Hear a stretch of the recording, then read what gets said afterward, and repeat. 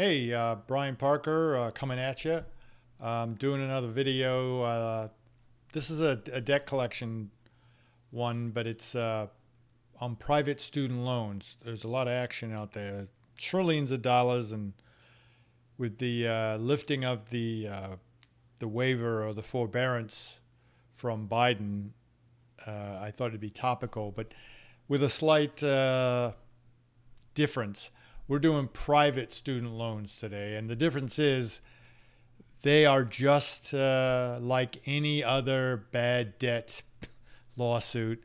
They're not backed by any government entity. There's no Joe Biden to the rescue or anything like that. Not having a political opinion, because the type of loans where everybody was not paying their loan for the last 3 years under COVID restrictions, those are backed by the government.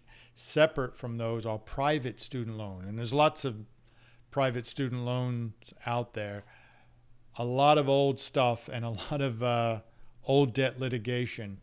Now, this video is given under what's called this sounds like a deposition, but it's under the auspices of just giving you education and information, and I'm not representing you, of course. As always, go to my show notes if you want to see what I just said and you don't want to look at this again. Shirt's not bad, though. I want to get right to this. It just came to me, and it may be a long one, it may be a short one, but when you get the private student loan debt, again, that is owned by someone other than a governmental entity. So it used to be that Sallie Mae Loans, that eventually became Navient, was flirting around, and I did a lot of litigation with that. They sort of were government sponsored. They were government sponsored, but they weren't officially government loans that are not subject to the FDCPA, like private student loan debts. And you're going to see a private student loan debt in the shape of something called the National Collegiate Student Loan Trust, or SLM Education. You might see something called Navient Solutions, or just a Synchrony Bank student loan got bought by Crown Asset, or one of those usual suspects will own a student loan debt.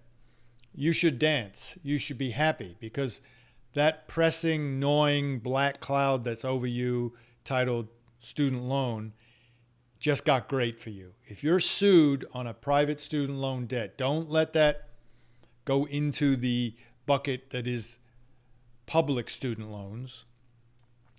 This is something that's just an old debt. And you've seen my debt collection videos. If you haven't, just go over there.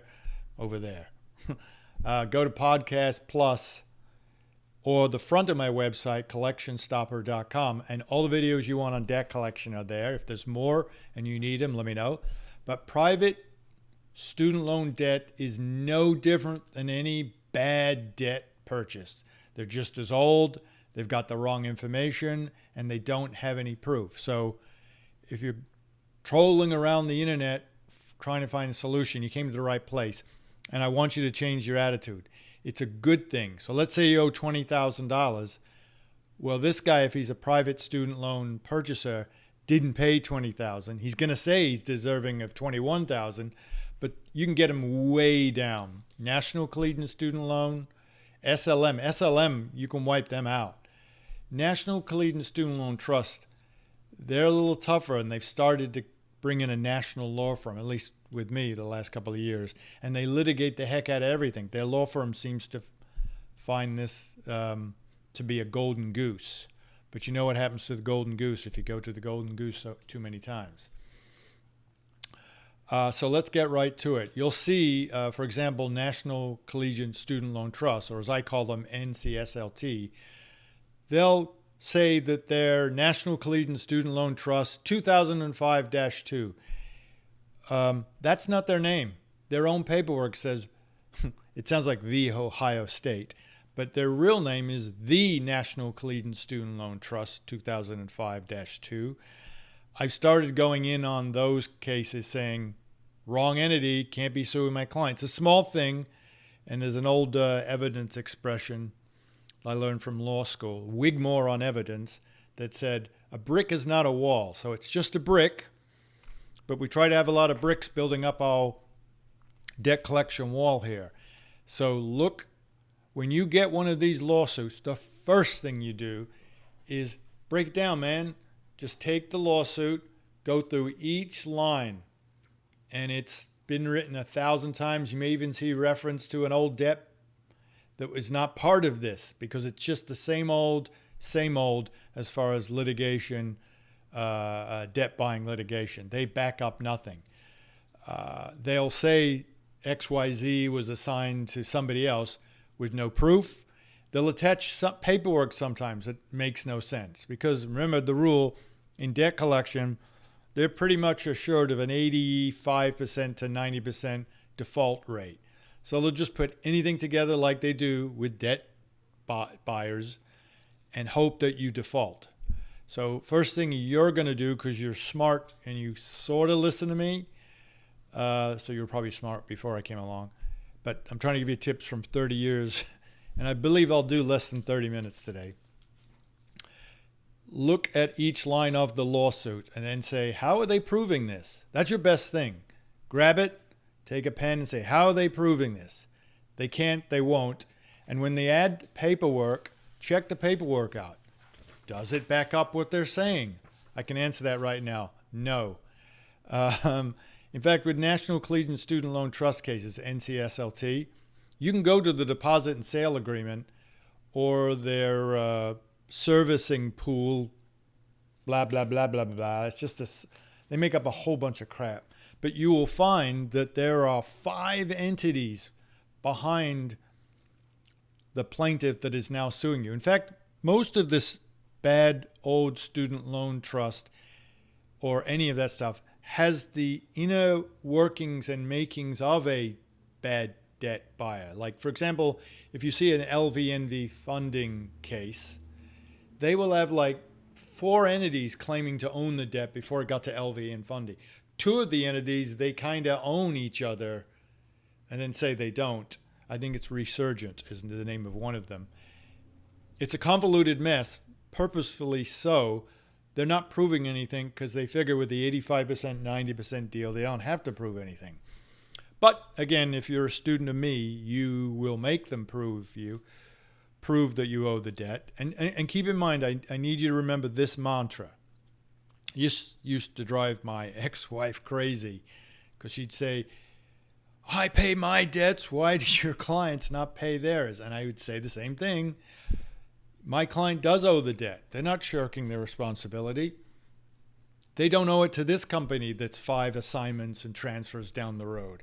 And I would try to get her to see this, but she'd take the same approach.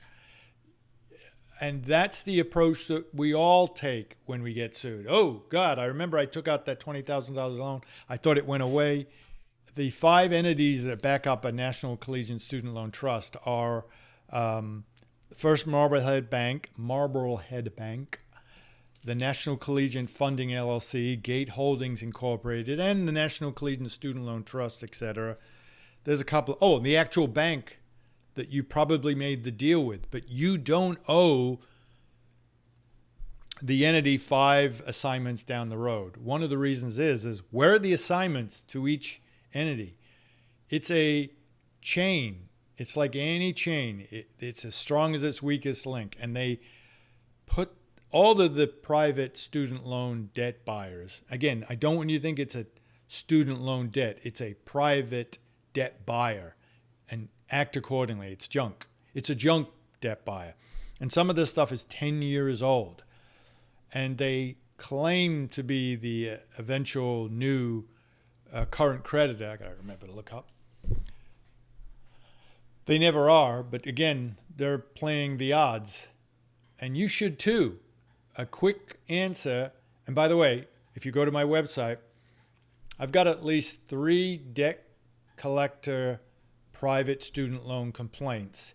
Each one has the actual complaint and then how I've answered. So you'll see an SLM Education Trust one, and National Collegiate Student Loan Trust, a couple of those. and then the answers. So you can use those answers if you want in your case. I'm not sure what state you're in. I'm not practicing law for you, but they're a nice general approach to take it. And they all claim the same thing, that the contract was duly assigned in the normal course of business. What does that mean? It means we don't have to explain anything. We're hoping for a default. None of it has any proof attached to the lawsuits. So go to my website. It's a treasure trove under collectionstopper.com, podcast plus. It's a treasure trove of great information, free, that you can use to defend your own lawsuit, or if you're an attorney, give you the basis of some understanding. It's how I do my research. I get a brief coming against me. I'll look around the internet to see how other people have handled things. Then I'll shape it accordingly to my facts and my state. There's nothing wrong with that. It's a smart move.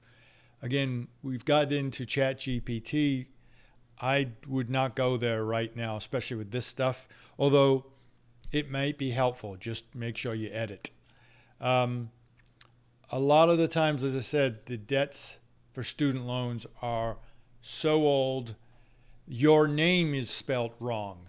Like I have a client, she got married 10 years ago and has been using that name. They cite her 10 years later, actually 13 years later, as her maiden name while claiming to own the debt. I got to believe that if you own something, you know the identification of the person you got it from. And they seem to get some things right that matter to them, but the actual name of the client, they get that wrong. So is that the whole case? No, but it's another brick in the wall, Pink Floyd. But it's another brick in the Wigmore wall. Wigmore on evidence. You can look it up. Says a piece of evidence is not a wall. It's just a brick. But if we can keep adding these bricks, we're going to have a nice wall set up. So let's look at some bricks. One of the bricks is the governing law provision. What the hell is that? Well, in the loan, it'll say you, it'll identify you as you. Clearly, they don't know your name. Have agreed to litigate any case that we have against you, and I guess you against them, in a certain state. I've never seen a contract, a promissory note that backs a student loan case that does that right. Every lawsuit I've ever had, I'm in a couple of states, has a governing law provision saying if there's any lawsuit whatsoever, it has to be done. It's usually California or Rhode Island, Texas, but it's never the state that they sue in. So that's another brick in your wall. This wall is building up now. You want to show the court, and what I do is, and I recommend you do this, you'll see in my complaints and in my answers, I'll cut and paste the governing law provision from the contract, drop it right into my answer and say, hey, judge, because judges have a huge file of cases. There's just a pile. They want out if they can get out, either default or rule one way or the other, but they're required. The clock is always ticking on every case they get. The legislature says you got to be done by this case in such and such a time.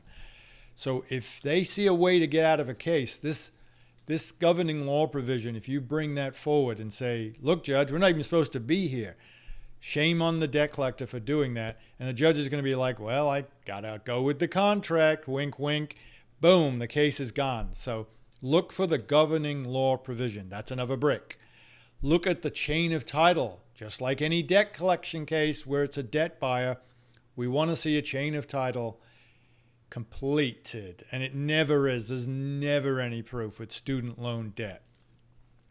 Also, when you're looking at the assignments where they say, hey, we got this and we got it from him and he got it from her, you'll notice that sometimes if there is an account number, especially with National Collegiate Student Loan Trust, it changes.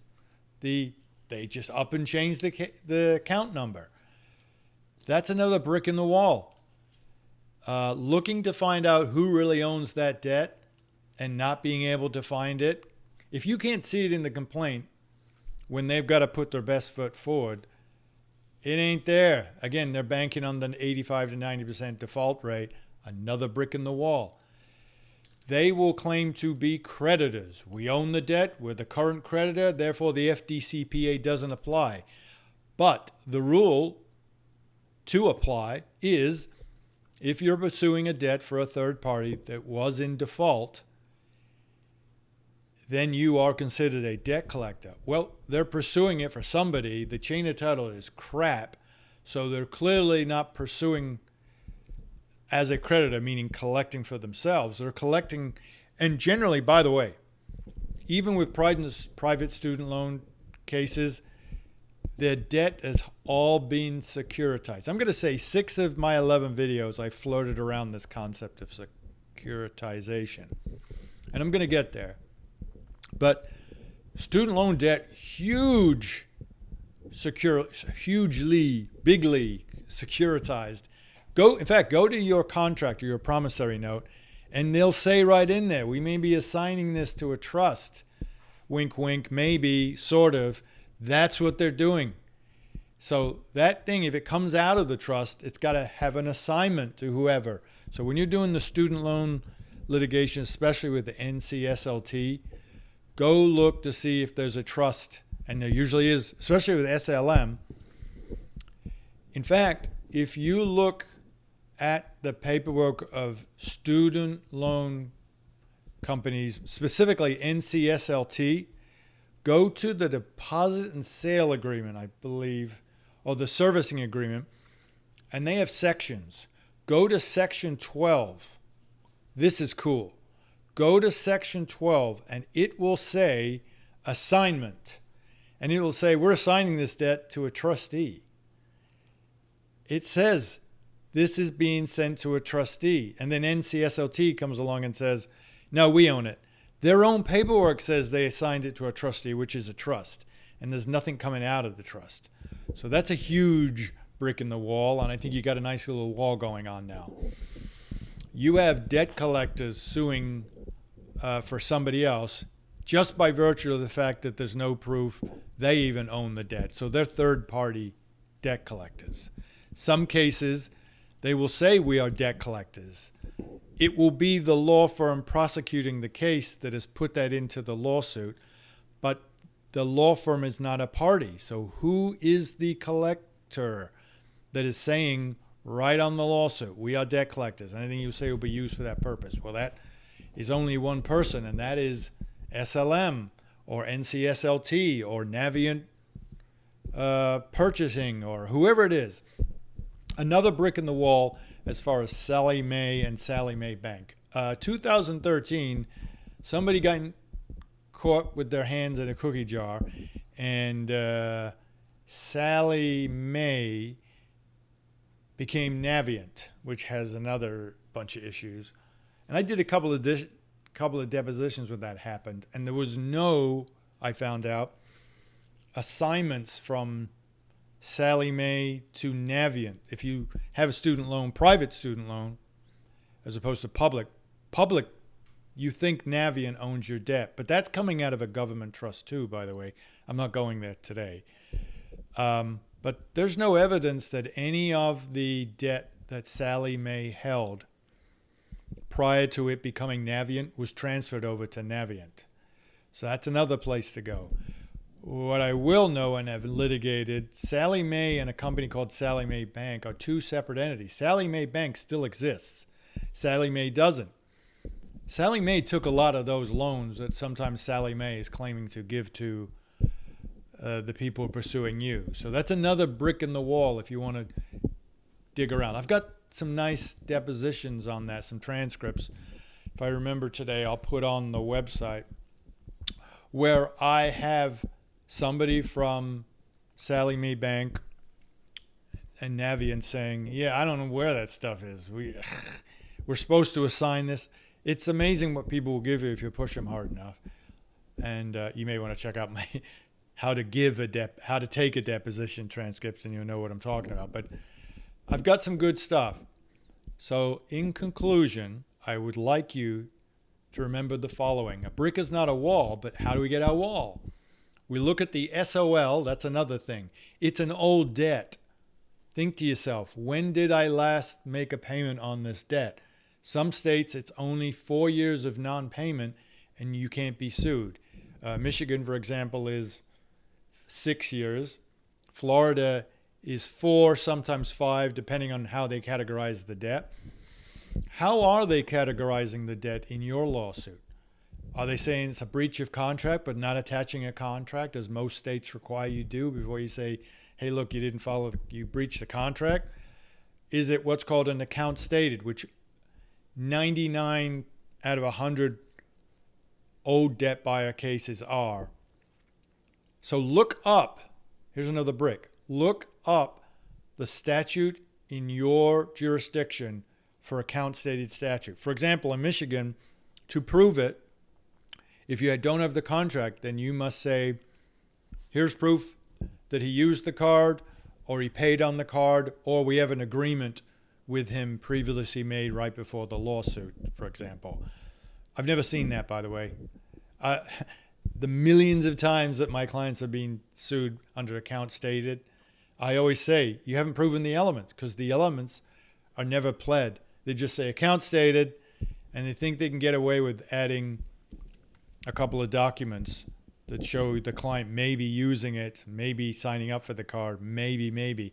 But if you're going to go through an account stated claim, you've got to fulfill the elements. It's just like a trial. When you go to trial, I literally put the elements on a board and go, hey, jury, did you see this proven? Well, elements are the only way your client is going to lose, or you are going to lose. If every single element is a yes, did this happen? Did this happen? Just one missing element, much like the chain of title, then the whole thing collapses. And I've never seen any element proven, especially in the claptrap garbage that is filed against just about every person in the U.S. by debt collectors. Again, it's a machine that will break down easily if it's asked to justify any part of itself. Margins are quite small in debt collection. Purchasing debt is getting tougher and tougher. There are large corporations like your Encore Group or your Portfolio Recovery Associates. They are publicly traded companies that are buying up debt. So what's left over for the other guys? The prices rise. So margins are smaller. They take chances.